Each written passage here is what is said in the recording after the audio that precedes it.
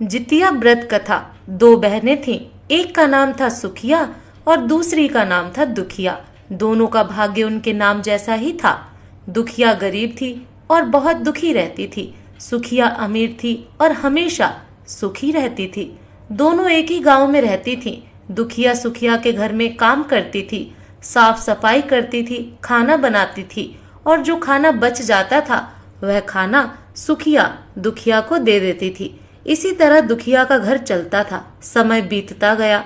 दोनों के बच्चे भी थे। सुखिया को 2 पुत्र थे और दुखिया को भी 2 पुत्र थे।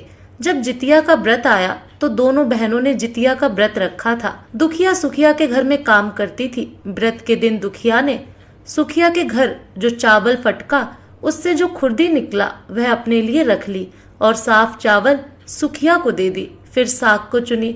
बढ़िया वाला साग सुखिया के लिए रख दी और जो डंठल था वह अपने लिए रखी।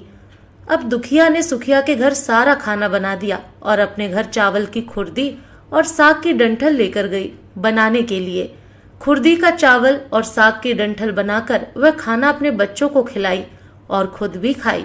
उसके बाद दुखिया सोने चली गई। आधी रात में एक बूढ़ी औरत उसके घर पर आकर दरवाजा खटखटाती है तो दुखिया पूछती है, कौन है? तब बुढ़िया बोलती है, बेटा हम हैं। दुखिया ने उठकर फाटक खोला और पूछती है, अम्मा आपको क्या चाहिए? इतनी रात में आप यहाँ किस लिए आई हो?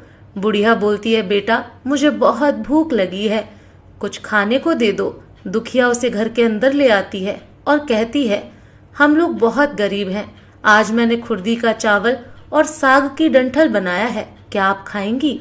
तो बुढ़िया कहती है, हाँ क्यों नहीं खाएंगे, हमें बहुत भूख लगी है, हम वही खाएंगे।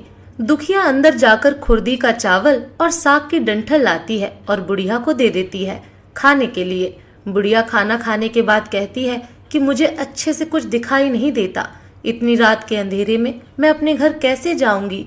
तो दुखिया कहती है, कोई बात नहीं, आप यहीं पर सो जाइए, सुबह अपने घर चले जाना। तो बूढ़ी औरत दुखिया के घर में ही सो जाती है। फिर थोड़ी देर बाद उठकर बुढ़िया बोलती है, बेटा मुझे दीर्घ शंका लगी है, कहाँ करूं?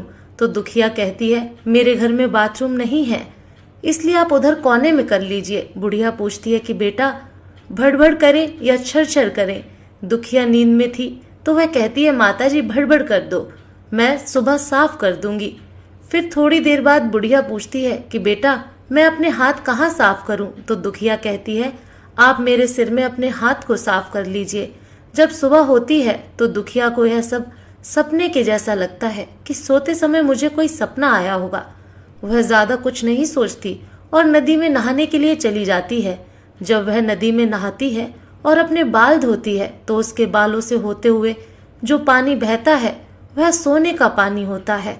आसपास की सभी महिलाएं यह देखकर चकित हो जाती हैं और कहती हैं कि तुम्हारे बालों से तो सोने का पानी गिर रहा है, क्या बात है? फिर उसे रात की सारी बात याद आती है। वह दौड़कर अपने घर की ओर भागती है, यह सोचकर कि उसका घर दीर्घ शंका से गंदा हुआ होगा, पहले उसको साफ करना होगा। जब वह अपने घर में जाती है तो देखती है कि घर के हर कोने में ढेर सारा सोना बिखरा पड़ा होता है। यह सब देखकर दुखिया बहुत खुश हो जाती है और सोचती है कि जीतमान बाबा की कृपा है, यह सब जो माता का रूप धारण करके मेरे घर आए और मुझे इतना आशीर्वाद दिए। अब दुखिया अमीर हो जाती है और सुखिया के घर जाकर काम करना बंद कर देती है। दुखिया जब अपना व्रत पूरा करती है तो अपने पुत्र से कहती है कि जाओ मौसी के घर से तराजू लेकर आओ, यह नापने के लिए कि यह सोना कितना है। बच्चा बहुत खुशी से सुखिया मौसी के घर जाता है और तराजू मांगता है। तो सुखिया पूछती है कि तराजू पर क्या नापना है? तो बच्चा बोलता है, मेरे घर में बहुत ढेर सारा सोना है, उसी को मम्मी नापेगी। सुखिया कहती है, खाने के लिए तुम्हारे पास कुछ भी नहीं है और सोना नापोगे, मुझसे झूठ कहते हो? तो बच्चा कहता है, नहीं मैं झूठ नहीं बोल रहा हूँ। सुखिया सोचती है जब तराजू मांगा है तो कुछ ना कुछ तो जरूर नापना होगा, इसलिए वह तराजू के पीछे गोंद लगा देती है ताकि जो भी नपेगा वह थोड़ा सा इसमें चिपक जाएगा।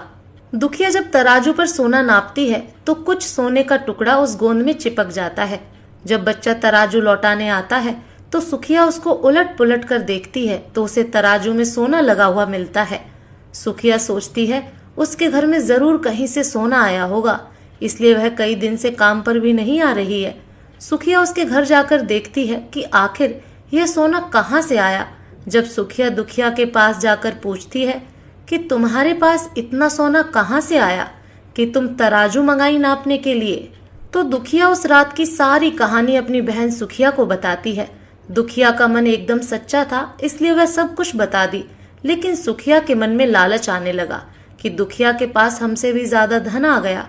अब अगले जितिया में मैं भी खरदी का चावल और साग की डंठल बनाऊंगी। फिर अगले साल जितिया का व्रत दोनों बहनों ने रखा। सुखिया के पास हर तरह का सुख था और धन भी था, फिर भी वह जितिया के दिन चावल फटक कर साफ चावल फेंक दी और खुरदी अपने पास रख ली। साग को तोड़कर पत्तियां फेंक दी और डंठल अपने पास रख ली और वही बनाई।